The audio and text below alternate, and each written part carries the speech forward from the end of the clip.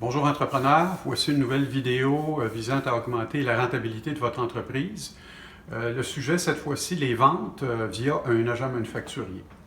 Alors, sur une période d'environ 15 ans, dans une autre vie, quand j'étais en entreprise, j'ai eu l'occasion d'utiliser environ une dizaine d'agents manufacturiers pour développer autant les provinces canadiennes que les États-Unis. Et pour être honnête, je vous dirais que les premières années, les succès étaient pas vraiment au rendez-vous. Ça m'a pris pas mal de temps à comprendre comment ça fonctionnait, mais j'ai fini par y arriver et à la fin, ça fonctionnait très bien. Alors, je voudrais vous faire part de ce que j'ai découvert tout au long de ces années-là. Alors, première question, quand est-ce qu'on a besoin d'un agent manufacturier? À mon avis, c'est quand on veut développer un nouveau territoire géographique dans lequel on n'a aucune vente ou très peu de ventes. Et le fait de mettre un représentant à temps plein, ça coûterait beaucoup trop cher parce qu'au début, il y aurait très peu de ventes et souvent les premiers mois, le salaire du représentant serait même plus grand que les ventes qu'il ramènerait. Alors, un agent manufacturier payé à commission, c'est beaucoup plus réaliste de développer un territoire comme ça.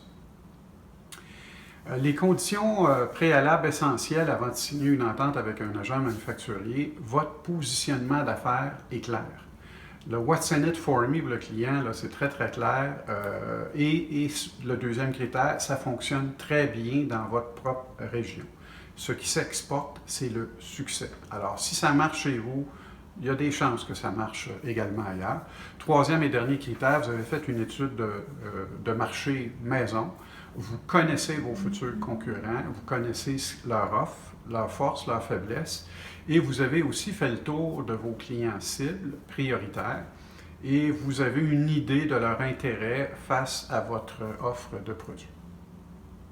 Alors, une fois que c'est fait, imaginons que tout ça est positif, vous décidez d'appointer un agent manufacturier. Alors, comment on le choisit?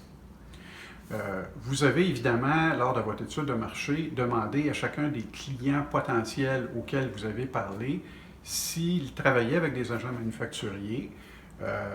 Il vous les a nommés et vous avez demandé pour chacun d'entre eux ce qu'ils en pensaient et quelle était leur force et leur faiblesse. Donc, et souvent, il y a des noms qui reviennent.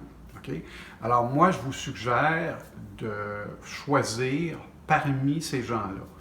Parce qu'ils sont déjà connus dans l'industrie, les portes sont déjà ouvertes, ils connaissent les acheteurs et tout ça, ça va aller beaucoup plus rapidement. Comment on les sélectionne? Alors, premier critère le plus important, cet agent-là ne représente aucun de vos concurrents, direct ou indirect. Deux, il vend déjà à la plupart des clients prioritaires que vous avez identifiés. Il vend là, via d'autres manufacturiers qu'il représente. Troisième critère, maximum 6 manufacturiers représentés par un même agent, vous incluant. Maximum, ça peut être moins que ça. Pourquoi? Parce que l'agent va vous accorder à peu près le même pourcentage de son temps que le pourcentage de ses revenus que vous allez représenter. Alors, si vous représentez 3% de ses revenus à la fin du mois, ben, c'est à peu près le temps qu'il va vous consacrer. Alors, l'idéal, vous voulez représenter au moins 20% à maturité, évidemment pas le jour 1, là, mais à maturité, il faut que vous ayez une chance de représenter environ 20% ou plus de ses revenus. Et dernier critère, ben, il y a suffisamment de représentants dans le territoire géographique que vous voulez couvrir. Alors, vous voulez qu'ils soient relativement présents chez vos clients potentiels. Comment on les rémunère? Alors, première démarche est de s'informer autour de vous, dans votre industrie, c'est quoi les normes. Souvent, il y a des patterns qui reviennent. Moi, dans mon cas, on rémunérait ça, c'était entre 6 et 8 là, 95 des manufacturiers, c'est ce qu'on donnait aux agents manufacturiers. Alors, moi, ce que j'aimais bien faire, ma méthode à moi, c'est que quand on développait un nouveau client, quand l'agent développe un nouveau client, la première année, je lui donne 10 la deuxième 8 la troisième et toutes les autres, 5 Alors, rappelez-vous, la fourchette 6 à 8, ça part fort, ça finit faible. Et l'objectif de ça, c'est de garder l'agent intéressé à développer tout le temps de nouveaux clients. C'est ce que je voulais faire. Souvent, on va vous demander au début un minimum de commission garantie, ce qui est tout à fait normal parce qu'au début, le jour 1, la première semaine, il n'y a aucune vente. Et fort probablement que le premier mois, il n'y aura aucune vente. Pourtant, l'agent va avoir travaillé très fort, si vous avez le bon bien sûr, pour développer vos produits. Alors, c'est pas rare qu'exemple, on va donner un 4-5 000 $ de revenus garantis à l'agent manufacturier, disons, les 3 premiers mois. Et après ça, les 3 suivants, bien, ça va décliner jusqu'à 0. Donc, après 6 mois, l'agent va devoir vivre uniquement de ses commissions. Le contrat, le plus simple possible. J'ai vu des contrats de 30 pages, d'une complexité, il fallait aller chez l'avocat. Je ne vous suggère pas ça. Un contrat très simple.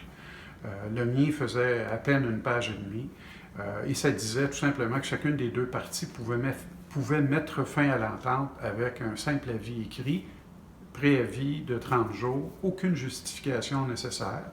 Évidemment, dans mon cas, si c'était l'agent qui mettait fin à l'entente, il me donnait automatiquement un droit de non-concurrence de 2 ans, c'est-à-dire qu'il ne pouvait pas aller voir un de mes concurrents pour le représenter. Mais si c'était moi qui mettais fin à l'entente, il pouvait faire ce qu'il voulait. J'ai déjà vu aussi, et ça, je ne l'ai jamais compris, un manufacturier qui donnait des commissions à vie à son agent manufacturier, même s'il y avait une terminaison de l'entente. Et la position de l'agent, c'est de dire, ben moi, je fais développer ce client-là, tu vas le garder, puis tant et aussi longtemps que tu vas lui vendre, tu vas me donner des commissions. Alors, ce n'est pas le client de l'agent, là, c'est le client du manufacturier, point à la ligne. Alors, le jour où l'entente se termine, selon moi, c'est exactement le même jour que les commissions se terminent. Ça finit là. Et s'il refuse ça, à mon avis, c'est une raison suffisante d'aller voir ailleurs. Quand est-ce qu'on se débarrasse de notre agent manufacturier? Parce que pour moi, un agent manufacturier, ça a une date de péremption. Ça rentre un jour, puis ça sort un autre jour. Bien, quand à un moment donné, on sent que les ventes plafonnent, il a fait vraiment le tour de ce qu'il y avait à faire. Souvent, quand on met terme à l'entente, on embauche un représentant à temps plein qui, lui, va nous donner 100% de son temps. Ben, moi, je l'ai fait à 2 reprises et dans les 2 cas, sur un horizon de 2-3 ans, je suis allé chercher 50% de ventes de plus que ce que l'agent m'apportait. Et souvent, quand on met terme à l'entente, on a déjà un volume de ventes qui nous permet de justifier le salaire d'un représentant à temps plein. Dernier point en terminant, très important, c'est ce qui a fait que moi, je n'ai pas eu de succès pendant de nombreuses années avec les agents manufacturiers. Je pensais qu'un agent manufacturier qui travaille à commission a suffisamment d'incitatifs à la vente que je n'avais pas besoin de m'en occuper. Alors, à lui de faire ce qu'il a à faire pour faire ses ventes et c'est tout. Totalement faux. C'est quelqu'un qui a besoin probablement même plus de soutien que vos propres représentants. Parce que lui, il représente 4-5 manufacturiers, ne peut pas connaître les lignes aussi bien que vous les connaissez votre produit. Alors, je compte une anecdote. Je voulais développer un client important qui était à Calgary, en Alberta. Ça faisait plus d'1 an que je tentais d'avoir un rendez-vous avec le président et son adjointe excellente m'envoyait sa voie de garage et je n'étais même pas capable de lui parler. Quand j'ai signé avec mon agent manufacturier, à l'intérieur du premier mois, il m'a obtenu un rendez-vous avec le président, qu'il connaissait très bien. Je m'en suis rendu compte parce que les 2-3 premières minutes dans son bureau, ils se parlaient tous les deux de leur dernier tournoi de golf, ils prenaient des nouvelles de ses enfants, etc. Donc, je voyais qu'ils se connaissaient bien. Alors, il m'a introduit, M. Mourant représente telle compagnie, blablabla. Ça a pris 30 secondes. Il s'est tourné vers moi et j'ai compris que lui, là, il venait de terminer son affaire et c'était à moi à prendre le relais. Alors, et on a effectivement signé un deal cette fois-là et c'est devenu par la suite un client important. Alors, et ça m'a fait comprendre qu'un agent manufacturier, souvent, c'est quelqu'un qui va vous ouvrir la porte, qui va vous amener à la bonne personne, au décideur, et après ça, c'est à vous à faire votre travail, c'est votre produit, vous le connaissez, vous êtes capable de répondre à toutes les objections, et c'est souvent à vous à faire le closing. Mais en même temps, ça faisait 1 année, j'étais même pas capable d'avoir un rendez-vous, et là, en quelques semaines, on a fait un deal. Alors, merci de votre écoute, et à la prochaine vidéo.